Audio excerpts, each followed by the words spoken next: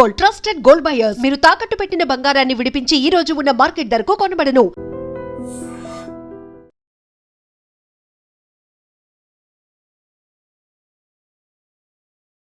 యుద్ధం అంటే కేవలం టీవీల్లో చూసే వార్త కాదు.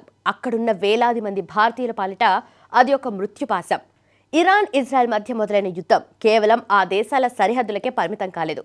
ఇప్పుడు దుబాయ్, ఖతర్, కువైట్ లాంటి దేశాల్లో పొట్టకూటి కోసం వెళ్లిన మన తెలుగువారి గుండెల్లో రైళ్లు పరిగెత్తిస్తుంది. ఒక పక్క యుద్ధం ఎప్పుడు ముంచుకొస్తుందో అని ప్రాణాలు అరచేతిలో పెట్టుకుని మన వాళ్ళు బిక్కుబిక్కుమంటుంటే, మరోపక్క ఇక్కడి సోషల్ మీడియాలో సిద్ధాంతాల యుద్ధం మొదలైంది.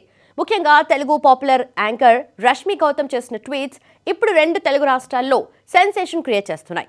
గ్లామర్ టాల్గా, జబర్దస్త్ యాంకర్గా మనకు తెలిసిన రష్మి ఇప్పుడు ఏకంగా ప్రధాని మోదీకి విన్నపం చేస్తూ ఒక పొలిటికల్ బాంబ్ పేల్చింది. రాడికల్ మనస్తత్వం ఉన్న వాళ్ళని ఇరాన్ పంపించేయండి అంటూ ఆమె చేసిన కామెంట్స్ వెనుక అసలు ఉద్దేశం ఏంటి? యుద్ధం మీద రష్మిక అంత కోపం ఎందుకొచ్చింది? ఇక వివరాల్లోకి వెళ్తే, మన దేశం భిన్నత్వంలో ఏకత్వాన్ని నమ్ముతుంది, అన్ని మతాలను గౌరవిస్తుంది, అయితే అతివాద భావజాలాన్ని సహించదు. అలాంటి ఆలోచనలను ఇక్కడ ప్రోత్సహించకూడదు అంటూ రష్మి తన ట్విట్టర్లో పేర్కొన్నారు. యుద్ధాన్ని సమర్థించే రాడికల్ ఆలోచనలతో ఉన్నవారిని ఇరాన్కు పంపాలని ప్రధాని మోదీకి విజ్ఞప్తి చేశారు. అలాంటి వారు అక్కడికి వెళ్లి తమ అభిప్రాయాలను అనుగుణంగా వ్యవహరించవచ్చని వ్యాఖ్యానించారు.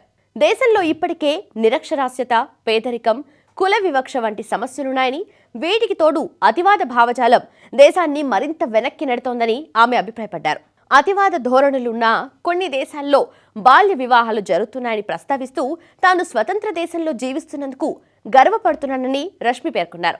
ముఖ్యంగా తన పర్సనల్ లైఫ్, పెళ్లి గురించి వచ్చిన ప్రశ్నలకు ఆమె ఇచ్చిన రిటార్ట్, ఒక స్వతంత్ర దేశంలో నేను ఎలాగైనా బతకగలను అని చెప్పడం ఆమె బోల్డ్నెస్కు నిదర్శనం.